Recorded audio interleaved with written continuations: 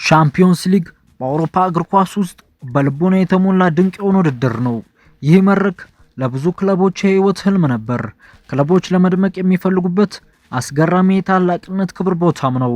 በዚህ ውድድር ላይ መጫወት ያለው ዋጋ ከሚገኘውም ገንዘብም በላይ ነው። የሻምፒዮንስ ሊግ ታሪክ በድምቅ ምሽቶች የተሞላም ነው። የዚህ መድረክ ጅማሮ በ1955 ሲሆን በዚያ ጊዜም የአውሮፓውያን ካፕ ተብሎ ይታወቅ ነበር። ይህ ውድድር በአመታት በተጀመረበት በአመታት ውስጥ በብዙ ልዩ ልዩ ሀገራት በታላቅ ደረጃ የተወደደ ሆነ። ከ1992 ጀምሮ ስያሜው ሻምፒዮንስ ሊግ ተብሎ የተቀየረ ሲሆን አሁንም ድረስ በዚሁ ስያሜው ቀጥሏል። የሻምፒዮንስ ሊግ ውድድር በዓለም አቀፍ የእግር ኳስ ታሪክ ውስጥ የማይረሳ ስፍራ አለው። የዓለም አይን በዚህ መድረክ ላይ ሲቀመጥ ሁሉም ክለቦች ለማሸነፍ ህይወታቸውን ይሰጣሉ። በዚህ ውድድር ላይ የተደረጉ ጨዋታዎችና ድንቅ ፍጥጫዎች በትውልድ ሂደት ውስጥ እንኳን የማይረሱና ዘመን የማይሽራቸው ናቸው።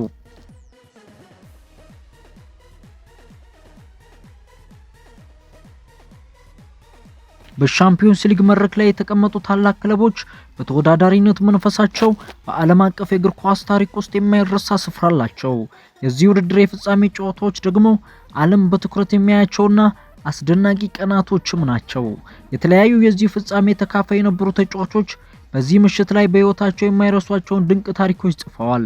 የ2024-25 የውድድር ዘመን የሻምፒዮንስ ሊግ መድረክ በአዲስ ፎርማት ከተጀመረ በኋላ ከ32 ተሳታፊ ክለቦች በጊዜ ሂደት ሁለቱ ብቻ ቀርተው ለባለ ትልቁ ጆሮ ዋንጫ ሊፋለሙ ሆነ። ተጋጣሚዎቹ ደግሞ የጣሊያኑ ኢንተር ሚላን እና የፈረንሳዩ ፓሪስ ሰን ዠርሜን ሲሆኑ የሚላኑ ክለብ ከ2010 የሞሪኒዮ ቡድን በኋላ በኢንዛጊ ስር አራተኛ ክብሩን ለማሳካት ሲዋደቅ፣ የፓሪሱ ክለብ በአንጻሩ በታሪኩ የመጀመሪያውን የሆነውን ዋንጫ ለማሳካት በወጣቶቹ ኮከቦችና በዋና አለቃው ሉዊስ ኤንሪኬ ላይ ተስፋውን ጥሏል።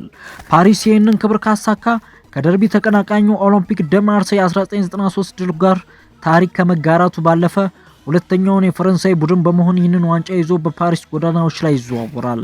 በግማሽ ፍጻሜ ጨዋታው ወቅት ከድራማዊ 180 ደቂቃዎች ደርሶ መልስ ጨዋታ በኋላ የሃንስ ዲተር ፍሊኩን ባርሴሎና ጥሎ ወደ ፍጻሜ የደረሰው የኢንዛጊው ቡድን ልምድ ጠገብና አንጋፋ ከሆኑ ስብስቡ የ2023 አይነት ፍጻሜ እንዳይገጥመው ካለፈ ስህተቱ ተምሮ ሊቀርብ እንደሚችል ሲጠበቅ፣ ስፓኒያርዱ አለቃ ኤንሪኬ በበኩሉ ከ2015 የባርሴሎና ዘመኑ የሶስትዮሽ ክብር በኋላ ለሌላኛው የሶስትዮሽ ክብርና ለስልጠና ዘመኑ ሁለተኛ የሻምፒዮንስ ሊግ ክብር ሲል ሙኒክ ላይ ከወጣቶቹ ኮከቦች የሞት ሽረት ትግልን ይፈልጋል።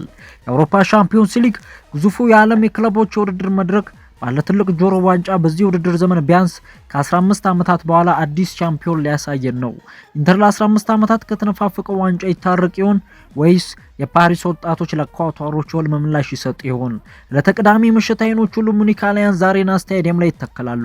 ሉዊስ ኤንሪኬ ወይስ ሲሞኔ ኢንዛጊ? ላውታሮ ማርቲኔዝ ወይስ ኦስማን ዴምቤሌ? ኬቪቻ ክቫራትስኬሊያ ወይስ ማርከስ ቱራም? ማርኪኒዮስ ወይስ ባስቶኒ? ያን ሶመር ወይስ ዶናሩማ? ቪቲኒያ ወይስ ኒኮሎ ባሬላ? ሃካን ቻክኖጎሉ ወይስ ጆአን ኔቬስ? ኑኖ ሜንዴስ ወይስ ዲማርኮ? አሽራፍ ሀኪሚ ወይስ ደንዘል ደምፍሪስ? ከሙኒክ ሰማይ ስር በአማሩ የርችት ቀለማት ማንን ያንን ትልቅ ጆሮ ያለውን ዋንጫ ከፍ አድርጎ ያነሳ ይሆን? አይኖች ሁሉ ወደ አሊያንዝ አሬና ዛሬ ምሽት ያማትራሉ።